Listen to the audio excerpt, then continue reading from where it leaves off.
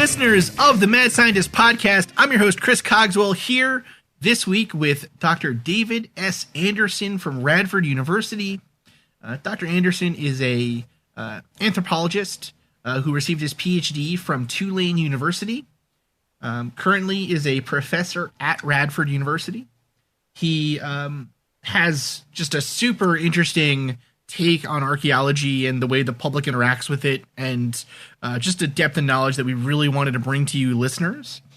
His research interests include public archaeology, conceptions of heritage, the Maya and Mesoamerican cultures, especially their formative period, and also academic engagement with pseudoscience and pseudoarcheology, a topic that obviously we have a lot of parallels with on our show as we try to engage with pseudoscience and the kind of woo fields out there. So, David, thanks so much for coming on the show. How you doing today? I'm doing great, Chris. Thanks for having me. It's a pleasure to be here. Yeah, no problem. I'm so happy we finally were managed to get this to happen. Yes. I've been following you on Twitter for a long time and just, really excited and everything else to finally have you on the show here. So why don't you give listeners a little bit of background first, I guess, on what your research is and what you do? Sure. So, yeah, I have a long background in archaeology. I've been working in the field since the late 90s. My traditional excavation style work has been in Mexico, studying the Maya, as you noted. I love, this is the thing. I love squishy things, which I think is what brings us here today, too. I love things that are hard to define. And so truly my sort of bread and butter in terms of my archaeology is looking at socio-political organization during that formative period, which is basically to say they're not a state yet. It's before you get all the super complex entrenched bureaucratic government that comes along with the classic period and all the hieroglyphic writing and pyramids that people are familiar with. And I chose instead to study a time period where it's like, yeah, they're kind of like getting bigger and more complex, but it's hard to put a label on it and decide exactly what's going on. And so, yeah, I like studying sort of squishy, problematic things as a result.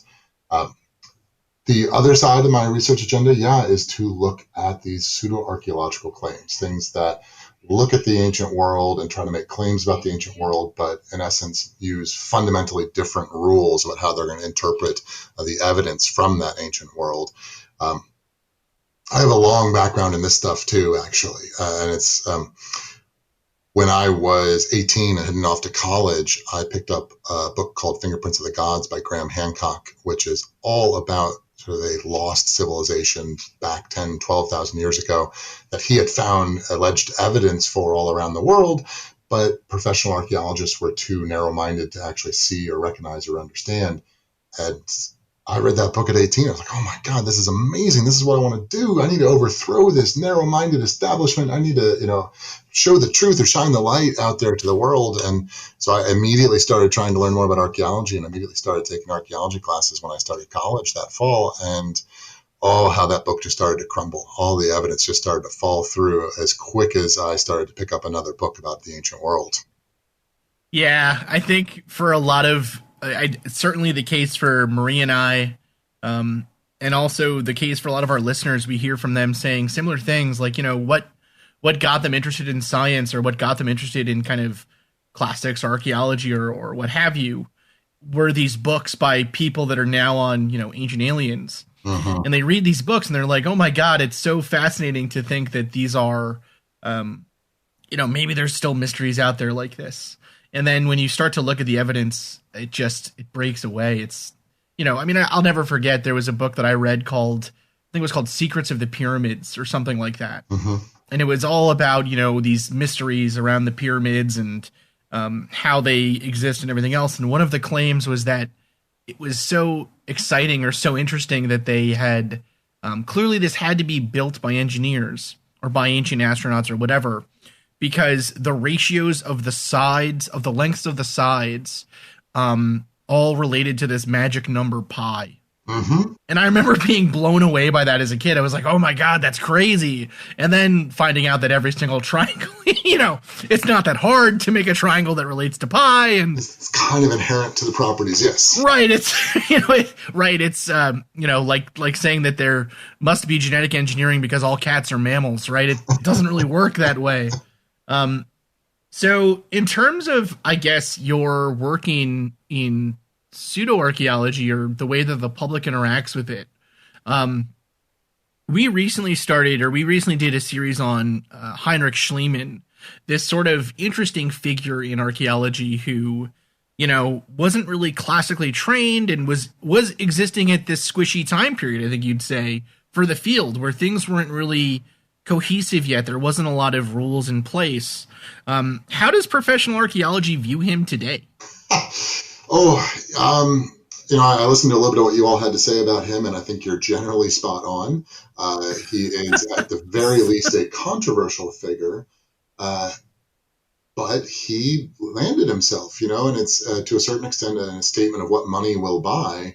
There is, I'd have to count them up, but I would wager a majority of the archaeological textbooks I have on my shelf list him as one of the principal founding figures of the discipline. Hmm. And whereas you were noting in your podcast that he actually, was taking credit for a lot of other people's work, right? Yeah. So there's some issues here. Yeah, he's on the surface, he's treated with a fair amount of prestige. I think most people in the field know that if you dig down beneath that surface, there are a lot of problems, but he's managed to lodge himself in our memories as sort of one of those original archaeologists. So it's so interesting, those cases. I think it's something that a lot of people who are skeptical of skepticism, I guess, or skeptical of the sciences with regards to these topics, they oftentimes like to throw in our faces these stories about, oh, well, science has been wrong before, or science has had issues like this in the past.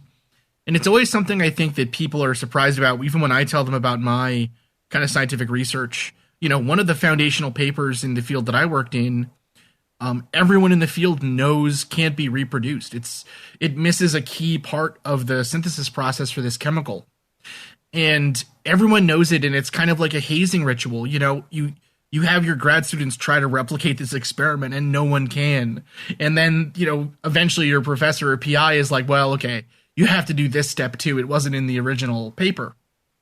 And it's like, oh my god, it drives you crazy. But Schliemann kind of seems like one of those figures where, for all intents, I mean, he did important things, I suppose, right? He did important things and really popularized the field. But the effects of that popularization maybe haven't been as positive necessarily. Right? I mean, we were Yeah. talking about or thinking about at the end of that series about, he discovered a lost city. And now we still have people today talking about lost cities and pointing to Troy as an example of a lost city found. Well, and he inspired, I think, not to blame him per se, but in a very real way, I think that he inspired and led to the success of another gentleman, Ignatius Donnelly, who came shortly after him. Um, Pretty much the reason anyone has heard of Atlantis today is because of Ignatius Donnelly. In 1882, he wrote a book, Atlantis and the Antediluvian World, which alleged that he could find proof that Atlantis was a real place. And I think one of the reasons that his book sold as well as it did and was received as well as it was in the time was because just a few years earlier, Schliemann had been there claiming to find Troy. And so when you get someone else coming along and saying, well, if we found Troy, why on earth couldn't we find Atlantis? Why couldn't we find another sort of quote unquote mythical Greek city? Right. And then you kind of dig into it, though, and it kind of turns out that Troy was never really lost, per se. You know what I mean? It's. Well, yeah, and that's where, like, on the surface, yeah, it's like there's these things like, oh yeah, two Greek cities from these stories, why not? But yeah, like Troy has got its own, problematic background there, right? Like you said, it's never really lost. It's been known for a long time. Lots of other people have been looking at it. But also for me, this is, one of the main things that I point out or like to talk about is that while these are both places written down in Greek sources, those sources are fundamentally different. Homer's poems, if they were even written by Homer, right? These are fundamentally the Iliad and the Odyssey are stories that were passed down through oral poetic traditions. Mhm. And they were, in essence, nighttime storytelling traditions. That's and we don't know quite who wrote the Iliad and the Odyssey. They are attributed to Homer, but they were written down by someone else, in essence, years, if not hundreds of years later. That's a very specific type of storytelling tradition, and it's not really outlandish to imagine that a nighttime storytelling tradition might include stories of great deeds by historical figures, and that those deeds might Hmm. get elaborated or expanded upon over the years as everyone tells the story, night in and night out. Atlantis is fundamentally different. There is one and only one place, as I'm sure you know, for where the story comes from, and it comes from the dialogues of the philosopher Plato. Um, this is something I get pushback online about this sometimes, where people say like, "Well, Plato talked about how he learned this story from Egypt." Like, you got to step back here for a second and talk about Plato was a philosopher who, in virtually every single dialogue, constructed some kind of thought experiment or constructed some sort of hypothetical example to try and play out the ontological questions that he was interested in. And in that context, Atlantis is a very simple moral parable. It was this big, large, powerful Greek city state, more powerful than any other Greek city state, and it lost in a battle to Athens, to Plato's hometown. It was defeated by this teeny tiny little village, basically. Why? Because they had spurned the gods. They had become too prideful, too hubristic, and so the gods smacked them down and allowed Athens to defeat them. This was like a very simple moral parable of don't be prideful, and yet somehow this example has become treated and received as realistic, basically, right? As it must be the same. Well, if Troy from oral history must be the same as this philosopher's hypothetical example. Right, and it's again, it's one of those funny situations where you know, even from the philosophical standpoint, right? Plato believed all kinds of crazy things we don't believe today about the world. Yes. I mean, like these people aren't. Again, it's that kind of just because someone is really good at one thing doesn't mean that they're good at everything. Plato said all kinds of crazy things about medicine and governments and whatever, right? I also love how he sets up in Timaeus and Critias, the two dialogues that mention Atlantis. He goes out of his way to point out that this story happened 9,000 years ago, beyond the Pillars of Hercules, which which is ostensibly should be the Straits of Gibraltar, which is the edge of the map as far as the Greeks are aware. So what is he saying? Like, this took place a long time ago, far, far away. Like, he tells you right up front that this is a hypothetical example. Right, yeah, it's but it is interesting though. We actually got into a discussion about this on Facebook today because there's a new this doesn't really have to do with archaeology necessarily, but it does it with pseudoscience just generally. One of my pet peeves, at least as a scientist or someone who's trained in the sciences, let's say, is the misunderstanding of kind of the use of allegory or metaphor in scientific writing. So you have people who will go on TV and say, well, the multiple worlds hypothesis of quantum mechanics suggests that there's parallel universes out there. And it's like, no, it's just a cool way to describe a mathematical trick we use, right? It doesn't actually mean that. And the guy who came up with it didn't think it actually meant that. The same thing happens, it seems, all the time in philosophy or archaeology or just readings generally of texts. And a good example of that, like you said, is Atlantis. It's just it's so interesting. I don't know. It makes me wonder. I mean, what do you think is someone who studies kind of this pseudo archaeology or just kind of, odd beliefs about the past in general? Do you think that there's anything that we could do? I mean, obviously better education seems to be the answer to solve this kind of problem. But,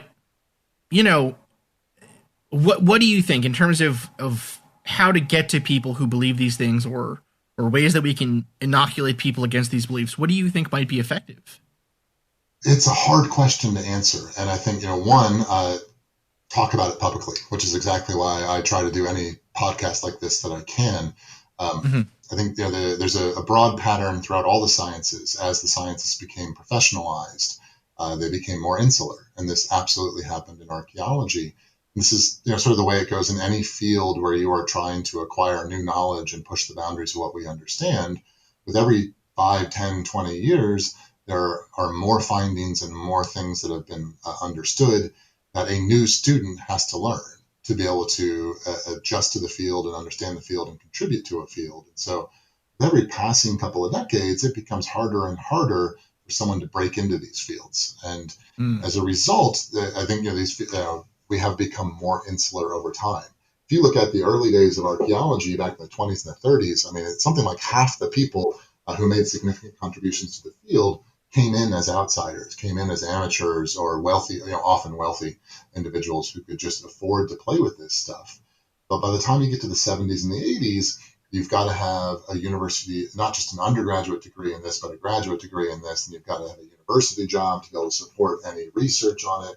And then all the findings are being published in peer-reviewed journals that are, for most practical purposes, hard to access if you're not in the university system. So the general public doesn't get to see what we're doing anymore. And I think that what archaeology desperately needs to do is talk more to the public. I think we have, for the last several decades, we have, talked mostly to ourselves.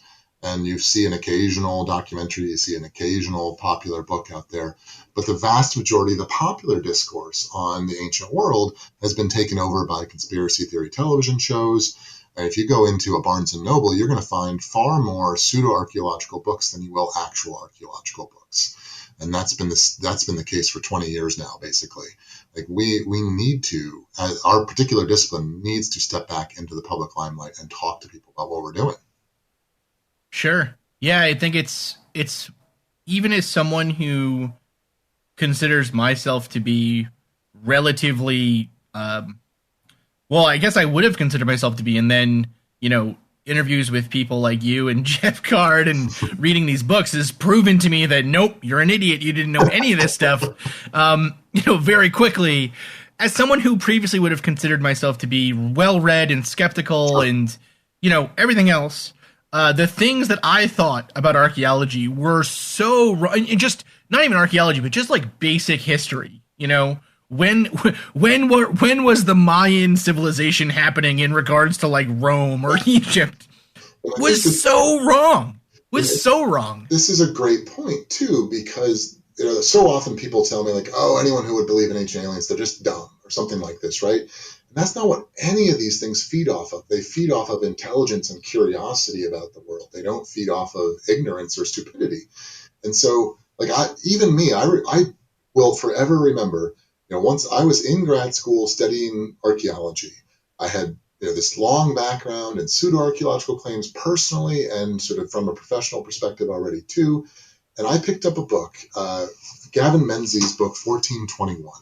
And it's this book all about how an expedition of ships leaving China in 1421 had successfully mapped parts of the Americas, parts of Australia, all decades before any European explorers had done. And, this book, I picked it up in my bookstore. I'm like, this is amazing. This looks really cool. And I don't know much about China. I know a little bit about sailing. I know a little bit about mapping. I know something about history. I got halfway through this book. I was like, oh my God, this is really cool. This really happened. And then he started to talk about about Chinese vessels interacting with the Maya. And this was like my wheelhouse, right? And all of a sudden it was like, holy crap, he has no idea what he's talking about. Like, he was totally misrepresenting the basic information about the Maya. And it is this thing. It's like these books, these shows, these ideas feed off of interest and intelligence, but none of us are experts in all things, right? You can't be an expert in everything. And so I think this is, perhaps, what can we do? We can try to rebuild some confidence in experts because we need to offload some of that effort. We need to be able to turn to somebody and say, hey, Chris, you got to tell me about chemical engineering because I don't have the time to figure that stuff out, right? So hopefully, we can all learn to guard ourselves and ask those questions of the people who can answer them. Yeah, for sure. One of the biggest challenges that we've seen, at least since doing the show, is exactly what you said. It's not people who are... It's really easy to discount the people who believe in these things as just being silly or dumb or whatever. But then you talk to them and it's just that they just don't know. You know what I mean? They don't know any better because the content available to them is so tinged with conspiracy. Yeah. I mean, it's just impossible to get around at this point. So with that, actually, we're going to jump into our first break here. And when we come back, we'll start talking about how the lizard people are real.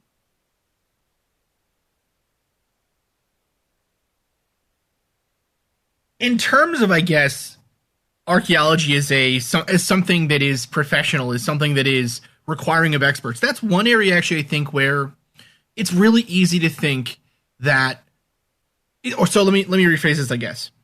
It's really easy to feel like you are underqualified to like do rocket science. I mean, that's not even necessarily true anymore, because we just had that guy who strapped himself to a rocket then died. I think Right? So rockets, so. yeah. So rocket science isn't even rocket science anymore. But you know what I'm saying? Like something like that, where I think there's like a myth of professionalization there, or not even a myth necessarily, but there's this esteem given to like, oh, you're a doctor or you're a whatever. But the kind of, I guess what physicists with overinflated egos would call the soft sciences, you know, I think people have this conception that, oh, well, those are more akin to something like, say, like writing or philosophy or these other disciplines that also require their own professional standards and methods and everything else and best practices, but that the public, I think, generally views as being like, oh, well, that's something I could do. What are some of those, I guess, like in terms of the difference between, like, say, a professional archaeology versus amateur archaeology or the stuff that happens on Ancient Aliens or whatever, besides like the excessive amounts of hair gel, what is the difference there? Well, I think we can talk about this. There's a tendency on these shows like to take an object in isolation. So, for example, the sarcophagus lid of Pakal, which is often referred to as a rocket ship, and they invite the audience to interpret it for themselves, right? And this is sort of engages the audience and gets them interested and lets them feel like, hey, I as an amateur can look at this and walk away with a conclusion about it, right? But what it doesn't do is say like, well, yes, there's this one piece of my art, but there are 500 other examples over here we're not going to ask you to look at, right? And so I think that's sort of the technique there, where it's lets someone feel like the engaged amateur who can draw their own conclusions by looking at the data themselves, but it's giving them a very small snippet of the data rather than the totality of it. So it's got it. Okay, so it's very similar, I'd say, to actually, and what's funny is it is similar to the other fields where it's more that the shallowness of the knowledge, it's easier to feel like you're making a good call with a shallow bit of information versus like a breadth of information. And part of that is because it seems easy to, or people are given that opportunity, I guess. You know, no one ever asks someone, no one ever does a show on like the National Geographic or whatever where they talk about two pharmaceuticals and then they say, well, you decide as an audience, which one do you think we should give to whatever, right? Well, like they that sort of do with the happen. advertising for these drugs, right? Like, ask your doctor about this. Yes, they right, yeah. I feel silly asking my doctor about, a sprain. You know what I mean? Like, I know this is a dumb question, but am I going to lose the leg? In terms of, let's say, a figure like Schliemann, where some of the negative things that he did, that his actions had those consequences, like, destroying evidence in Troy and maybe muddling some of that stuff there. I think, at least from what I was able to see, people would argue that the benefit that he brought to the field of popularizing it, of bringing more money in, of making people excited about it and willing to fund those expeditions, that the pros kind of weigh out the cons. That's a similar argument that I've seen some people make about, say, shows like Ancient Aliens, where, it's getting people interested in archaeology, or it's making people look at Mayan sites and traditions and things and want to protect them. What do you think the ends justify the means, I guess, in that sense? Or do you think there's more negatives being brought out? I do think there are more negatives being brought out, and it's a hard question, or it's a good question to ask, I should say, because, I mean, as I said already, why am I here? Why am I an archaeologist? Well, I was drawn in by some of these claims, these pseudoarchaeological claims myself. So I can't stand here and say, well, they can never possibly have any good outcomes, because I kind of think I'm an okay outcome for some of these things. But, I really turn to one of the things people bring up to me all the time, and have for years, is like, well, not many people believe this stuff. I learned about the pyramids by watching Ancient Aliens. Like, oh, we just watch it and have a laugh. There's a survey that's been done by Chapman University over the last few years. And in 2015, They asked, how many people believe in ancient aliens, basically. And 20% said, yes, I believe ancient alien contact is real. By 2018, they asked the same question, and 41% of Americans, at least the sample of Americans, said that they believed ancient alien contact was real. There is a growing and extremely high percentage of people who, they're thinking they're just watching the show for fun, but they're walking away not with knowledge about archaeology. They're walking away with a knowledge of a conspiracy theory instead. Mm-hmm. And I mean, I completely agree. It's funny. We talk about this, I think, in an early episode, but I'll never forget when I was between my sister and I, there's like a 10-year age gap. And I'll never forget, one day I was talking about like doing this podcast and being excited about it and everything else. And, I've always been into these kind of weird stories. And so is she now. And she told me that, they've proven that mermaids are real.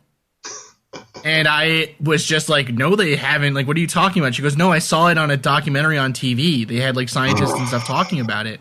Yeah. And it was that stupid mermaid show, that at the end for like 10 seconds are like, this is a fictionalized account. It's like, what you've done.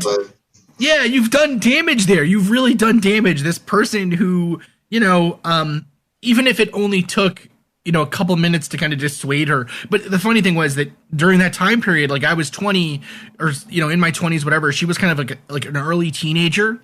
So everything I said as like an older figure was like an eye roll and, oh yeah, okay. And so when I told her, I was like, no, mermaids aren't real, whatever. She was like, I don't know. And like, I wanted to pull the car over and be like, listen to me. It was so frustrating and so scary that this kind of, seeing the misinfo spread.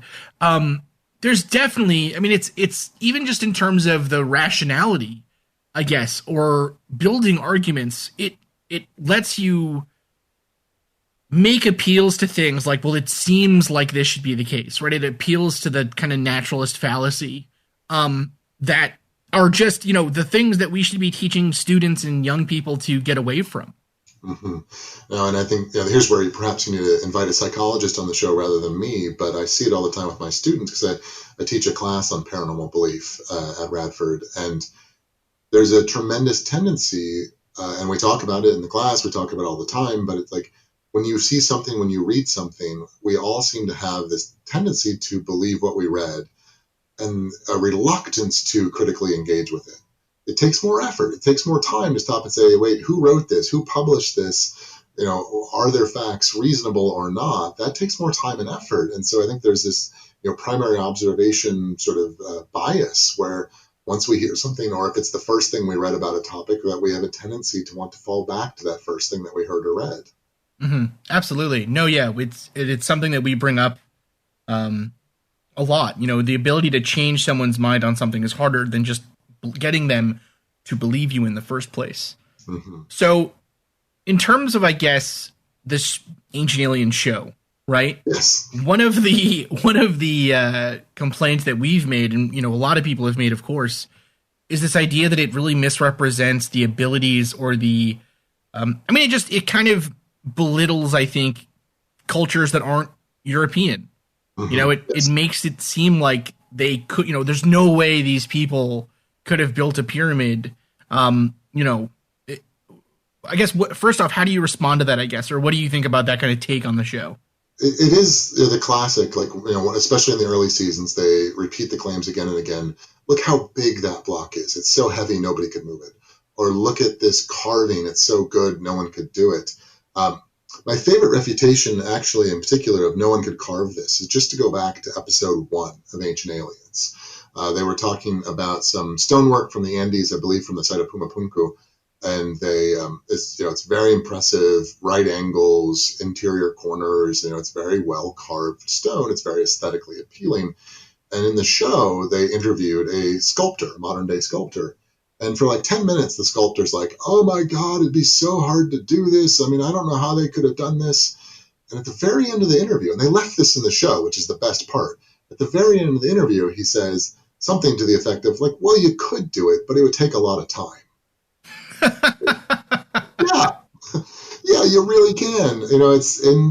We accept that it took generations to build medieval churches, but somehow we expect that these, Inca masonry or other sites were built in 5 months. Like it took generations to build these things as well. It took a lot of time. The great weight, how big and heavy these stones are is a classic one too, right? Because one, I always like to point out, it's not, they'll tell you like this stone block weighs 55,302 tons.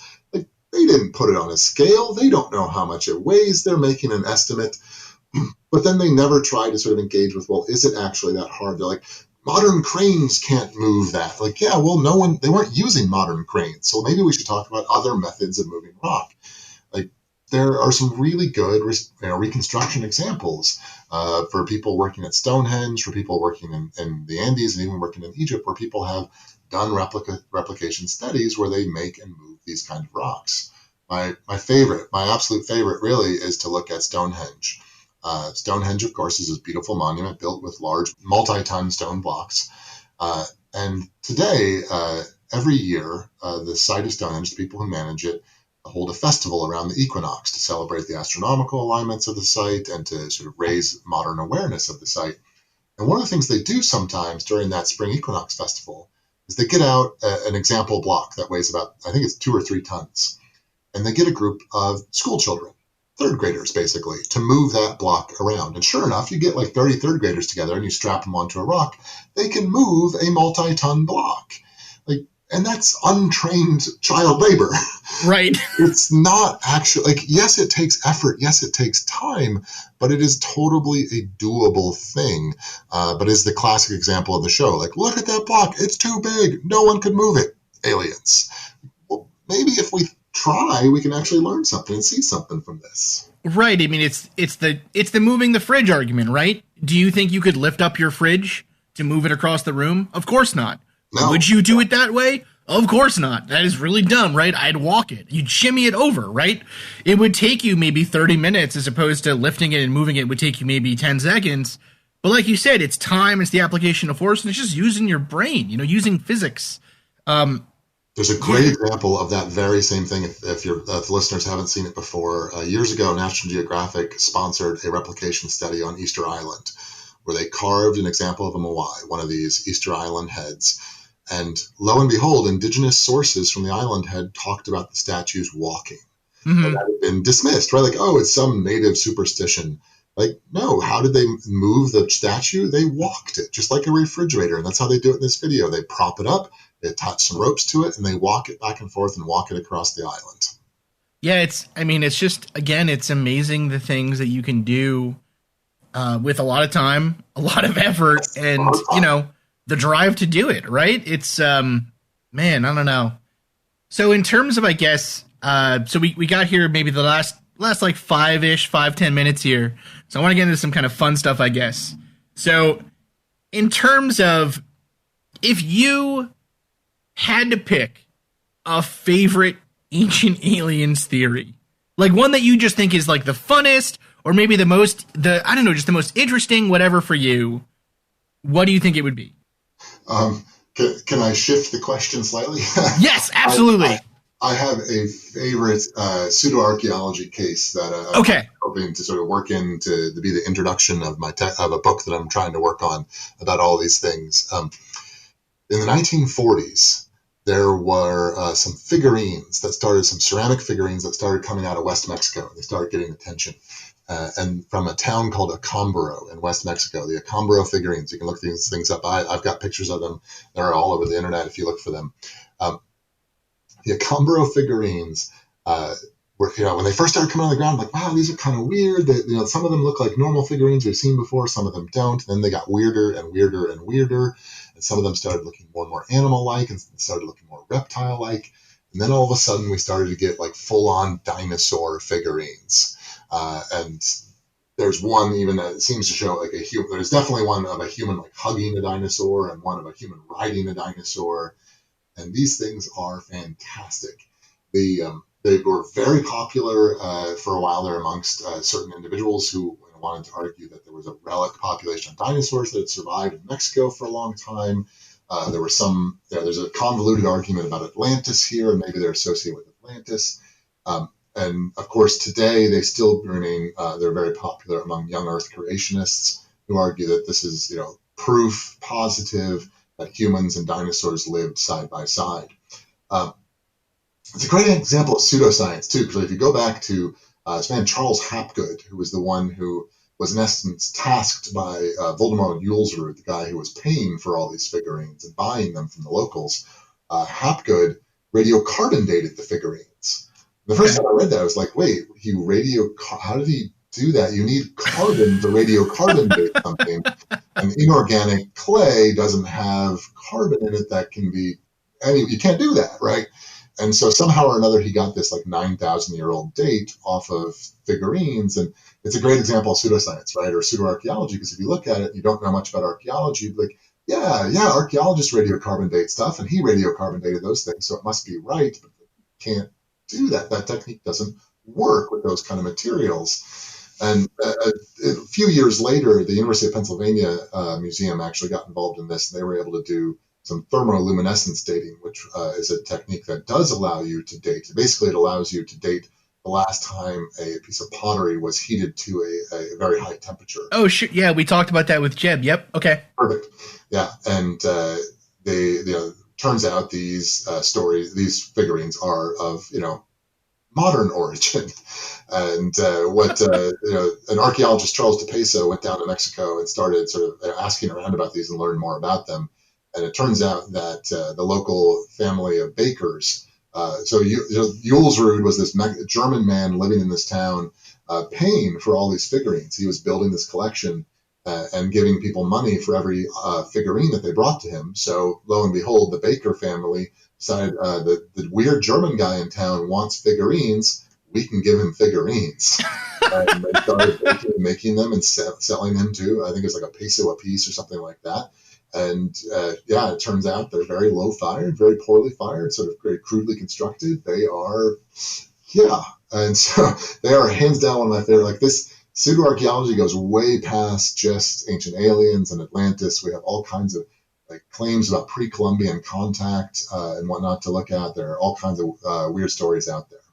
Yeah. Oh man. So I Googled these things, and I gotta say, I'm feeling like I could be a professional pseudoarchaeologist, man. I don't know. I could make dinosaurs that look like this.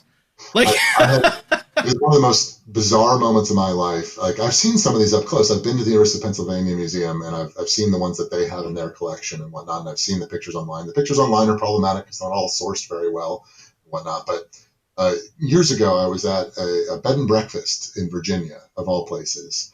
And like right when I'm leaving, checking out and going home, the owner of the bed and breakfast, somehow or another, it came up that I was an archaeologist and I worked in Mexico. And she goes like, oh, wait, my husband bought me this thing that's supposed to be a ceramic figurine from Mexico, and I'm just wondering if you can tell me anything about it. And she came out with the ugliest figurine I've ever seen in my life.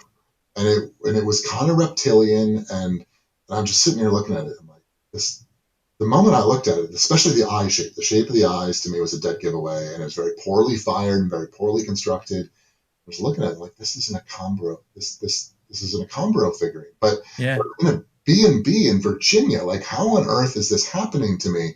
And I started asking her questions about how she got it, and sure enough, her husband had bought it at an estate sale in Philadelphia.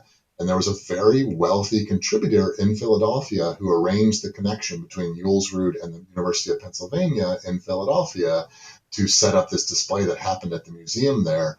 And all of a sudden I was like, oh my gosh, she has. And then, because I had not been telling her this story, because she's not going to believe me. She's going to think this is weird or whatever. And all of a sudden I had to explain to her, I was all of a sudden super excited, like, you have an Acambaro figurine. And she was just like, what? I'm like, it's a fake dinosaur. And she was like, what is this, dude? Get out of my B&B. Go right.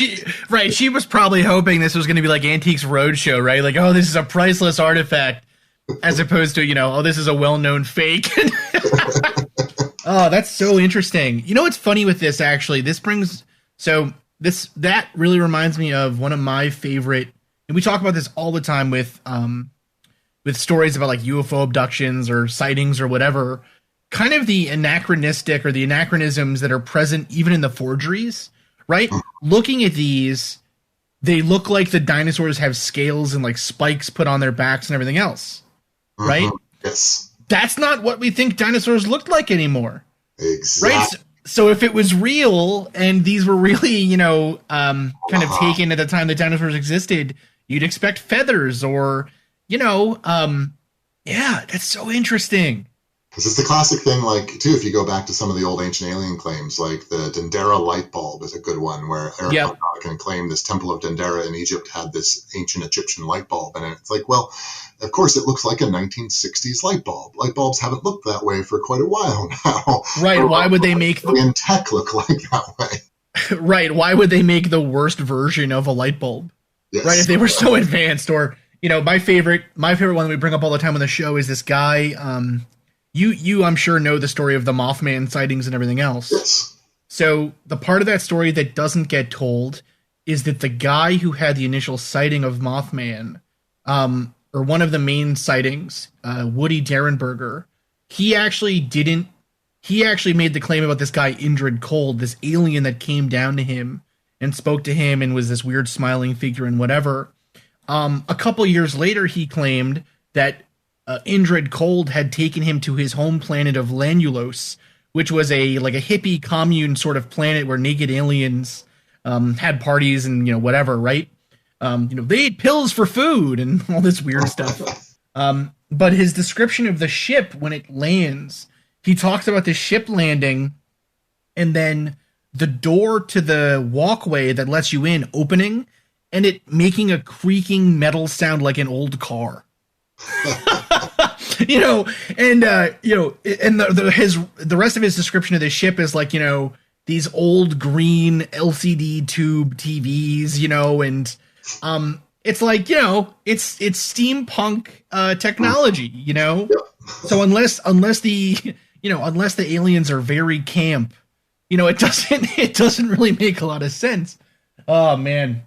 Interesting. So this is fascinating. So actually, and you said, so you're currently working on a book that hopefully will be coming out in the future. I don't know when. Yes, in the future. It's in production, so it's a long way to go. But yes, I've been working on a book that is provisionally titled "Weirding Archaeology."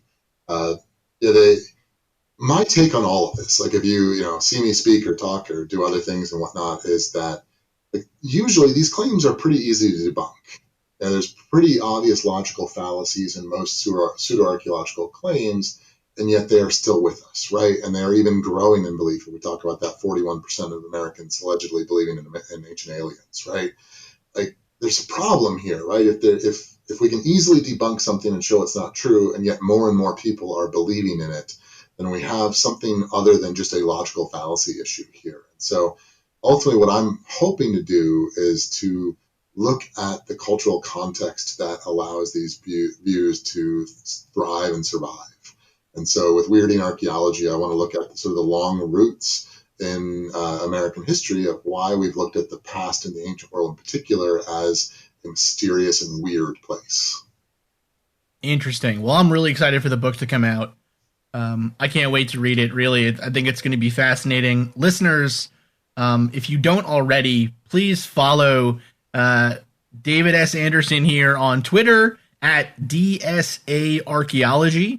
If you follow the show on Twitter, it's easy to find because I feel like I'm constantly retweeting everything you tweet, practically.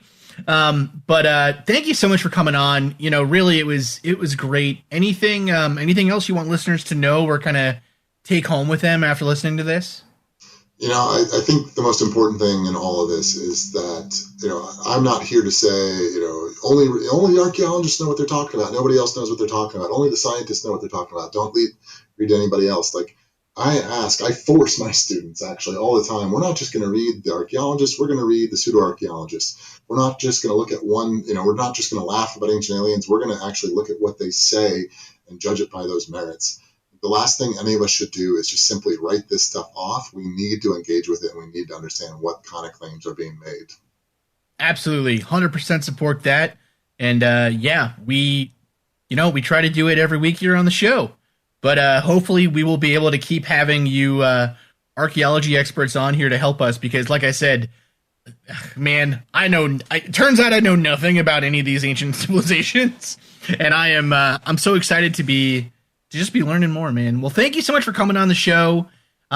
Again, listeners, this has been the Mad Scientist Podcast here with Dr. David Anderson of Radford University.